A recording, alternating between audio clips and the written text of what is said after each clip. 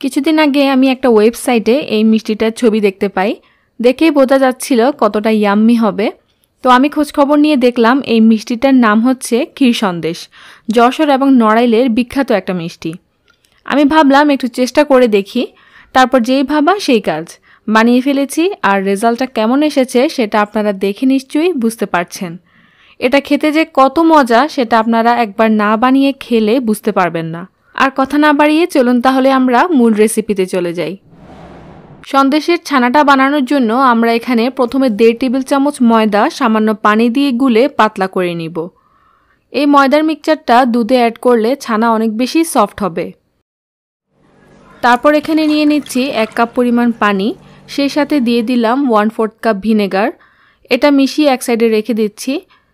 এখানে একটা পাত্রে 2 লিটার দুধ নিয়ে নিচ্ছি।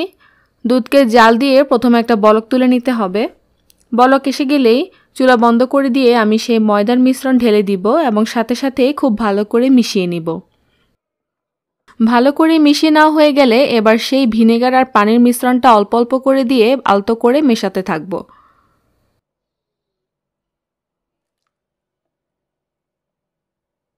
কিছুক্ষণ পর দেখা যাবে ছানা আর পানি আলাদা হয়ে গেছে, তখনই সাথে সাথে ছেঁকে ফেলতে হবে। অবশ্যই ছানার পানি সবুজ হওয়া পর্যন্ত আপনাকে ভিনেগার পানিটা মেশাতে হবে। এখন পানি ছেড়ে দিয়ে ছানাটাকে ভালো করে ধুয়ে নিতে হবে, যাতে করে ভিনেগারের টক ভাবটা পুরোপুরি চলে যায়। কাপড়টা একত্র করে বাড়তি পানিটা চিপে ফেলে দিব। তারপর একটা গিট দিয়ে এটাকে কোথাও ঝুলিয়ে রাখবো 1 থেকে 1.5 ঘন্টা। আমার চ্যানেলের মিষ্টি মিষ্টি আপুদের জন্য একটা কন্টেস্টের আয়োজন করেছি। কন্টেস্টের নিয়ম খুবই সিম্পল।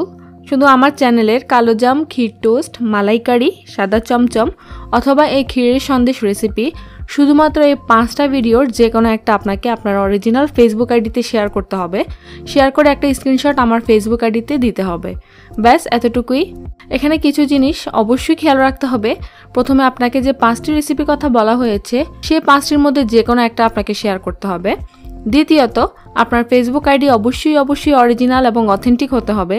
যদি আপনার ফেসবুক আইডি নতুন হয় তাহলে আমি কিন্তু সেটা দেখেই বুঝে ফেলবো, তখন আপনি কন্টেস্ট থেকে এলিমিনেট হবেন। আর আপনার কাছে যদি আপনার অরিজিনাল আইডিতে আমার মিষ্টি রেসিপি শেয়ার করতে কোনো রকম লজ্জা ফিল হয় তাহলে এই কন্টেস্টে অংশগ্রহণ না করাই ভালো। আর ভিডিও শেয়ার করার পর স্ক্রিনশট নিয়ে যদি ভিডিওটা আপনার আইডি থেকে ডিলিট করে দেন তাহলে আপনি কন্টেস্ট থেকে এলিমিনেট হয়ে যাবেন।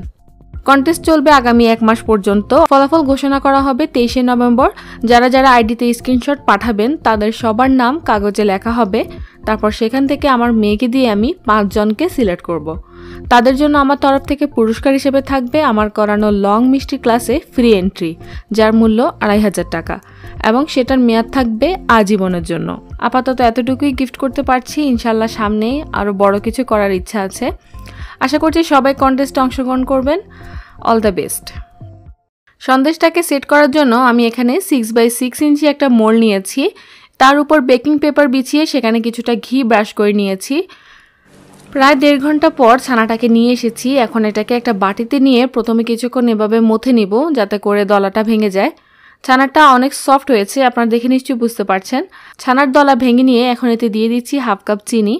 চিনিটা আপনারা ছানাটাকে প্যানের মধ্যে নিয়েও দিতে পারেন। আমি এখানে আগেই মিশিয়ে নিচ্ছি।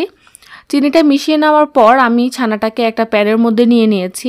চুলার আঁচ মিডিয়াম হাইতে রেখে এটাকে আমরা কিছুক্ষণ রান্না করব, প্রায় 8 থেকে 10 মিনিটের মতো। যদি চুলার আঁচ আমরা কমিয়ে রেখে রান্না করি তখন অনেক সময় নিয়ে রান্না করতে হবে, ফলে ছানাটা রাবারি হয়ে যেতে পারে। এই জন্য আমরা মিডিয়াম হাইতে রেখে 8 থেকে 10 মিনিট রান্না করে নিব। স্প্যাটুলা ব্যবহার করলে খুব ভালোভাবে ম্যাশ করা যায়। প্রায় 8-10 মিনিট পর এখন আমি ছানাটাকে মোল্ডে ঢেলে নিব। স্প্যাটুলার সাহায্যে সমান করে বিছিয়ে নিব। তারপর এটাকে এভাবে রেখে দিয়ে আমরা চলে যাব ক্ষীর বানাতে। যেহেতু ক্ষীর সন্দেশ, উপরে ক্ষীর দিতে হবে। ক্ষীরের জন্য আমি 1 লিটার দুধের সাথে 2 টেবিল চামচ চিনি মিশিয়ে চুলার কাছে দাঁড়িয়ে থেকে কমিয়ে নিয়েছি। এখানে আমি 1 লিটার দুধের ক্ষীর করেছি। আপনারা চাইলে ক্ষীরের পরিমাণ বাড়ানোর জন্য দুধের পরিমাণটাও বাড়িয়ে নিতে পারেন। খেয়াল রাখবেন ক্ষীর তৈরির সময় নিচে যাতে পুড়ে না যায়, তাহলে ক্ষীরের স্মেলটা নষ্ট হয়ে যায়। আর আপনারা চাইলে ক্ষীরের কালারটা সুন্দর করার জন্য চিনি পুড়িয়ে ক্যারামেলও অ্যাড করতে পারেন। ক্ষীর ঠান্ডা হওয়ার পর কিছুটা ঘন হয়ে যাবে, সেই হিসেব করে ক্ষীরটা ঘন করে নেবেন, তবে বেশি পাতলা রাখবেন না। মালাইকারি মিষ্টিতেও আমি ক্ষীর তৈরি করা দেখিয়ে দিয়েছি। আপনারা চাইলে মালাইকারি মিষ্টির রেসিপিটাও দেখে নিতে পারেন। গরম ক্ষীরটা সরাসরি সন্দেশের উপর ঢেলে দিয়েছি। মোলটা ধরে চারদিকে সমান করে বিছিয়ে দিলাম। এখন এটাকে রুম টেম্পারেচারে রেখে কিছুটা ঠান্ডা করে নিতে হবে। তারপর এটাকে আমরা নর্মাল ফ্রিজে রেখে দিব 3 থেকে 4 ঘন্টা বা এর থেকে বেশি সময়, যাতে করে এটা ভালো করে সেট হতে পারে। তবে ফ্রিজে রাখার সময় অবশ্যই একটা প্লাস্টিক দিয়ে র্যাপ করে রাখবেন। আমি সন্দেশটা বানিয়েছিলাম রাত্রে, তো পরের দিন সকালে আমি এখন এটাকে মোল্ড থেকে বের করে নিব।